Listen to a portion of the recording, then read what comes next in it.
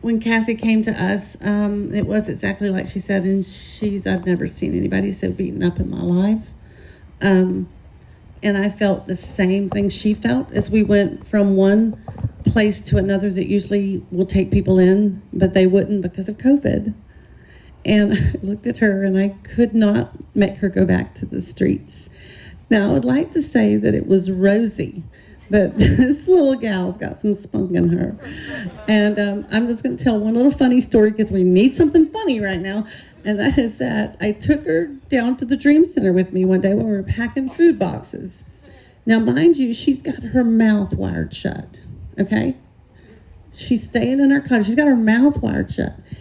But I didn't realize it at the time that she has a food fear of not having food because she'd been homeless so long.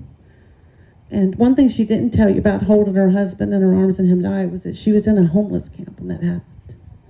Okay? She wasn't in a home. And so she just said, can I have this? Can I have this? Can I have this? She just was going on, can I have this? Can I have this? I said, Cassie, you cannot eat that. Your mouth is wired shut. Oh, I'm going to eat it. I'm going to put all this together in a blender, and I'm going to eat it.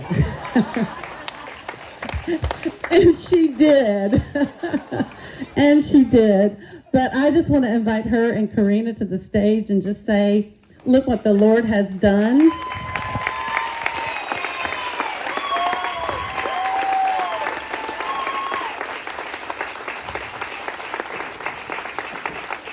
Look at how beautiful. And their beautiful dresses. Come on over here, Karina, you're amazing. And April and Nakia, she did their hair today and their makeup, and they just look so beautiful. We wanted them to feel so special. And I just want to say to Cassie, I'm so incredibly proud of you. And I think you changed my life forever. Seriously. And the funny thing is yours has a little ballerina on it that dances. Because I thought that you would love that so much. And so she is continuing to move forward and to work. It's not easy. So I want to get that across to you guys. It's not easy. And that she's here, but we still have a lot to do. There's still medical things, there's dental, cars are both driving really old cars that we seem to be repairing every 2 weeks or so. So there's things that it takes that we take for granted that they're going to need moving forward. And so, but we're there. We're there for the marathon, and I love you so much, and I'm so proud of you. And Karina, best coach. I love you so much. I love you so much.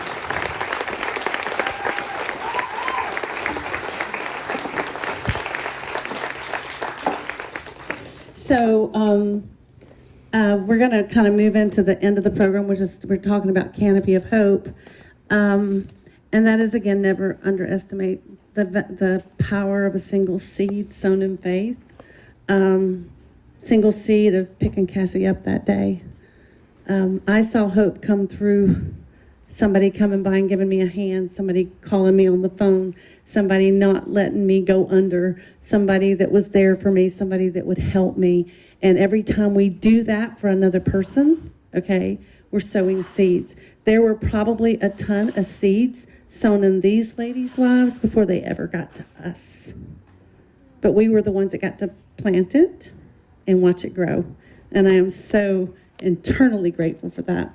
So with that brings us to Canopy of Hope. Canopy of Hope is going to be a safe temporary shelter for women. It's going to provide them with 2 to 3 weeks of respite where we can let them take a breath, let them just rest their trauma brain for a little bit maybe. And our goal and our purpose is that hope will be birthed in them. And there's something that happens when hope is birthed in somebody. Then something can come forth. It just grows. I remember asking a guy from the LA Dream Center that had been through horrible addiction, and I said, well, when was hope birthed in you? I've asked that question to 1 million people, by the way.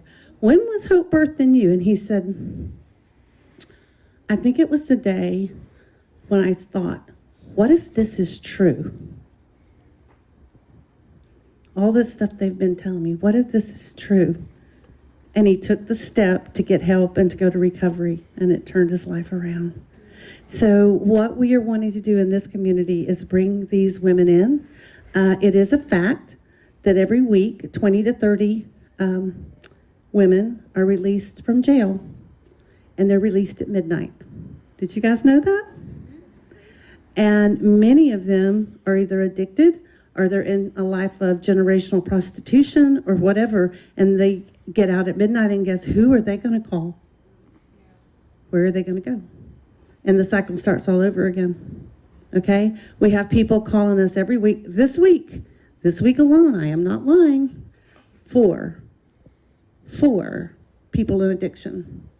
And just today, while I was putting my makeup on, a girl that said she was a victim of human trafficking, she's in West Florida Hospital. Guys, we need a place. We need this place.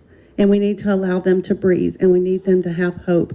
And then what we do here is we try to get them to the place like the Big Fishes and the Well Houses and maybe the Magdalene's house eventually, where they can get the help that they need and the trauma therapy they need to move forward with their life. They still have a coach. We're still there for them. We're in it for the marathon. But that is what we do. We're going to see a few slides about, it just shows you some more pictures of Canopy Hope. There was some woven into Cassie's story. And then I think I'm going to turn it back over to Tim and Angela, and they're going to bring us home. Thank you.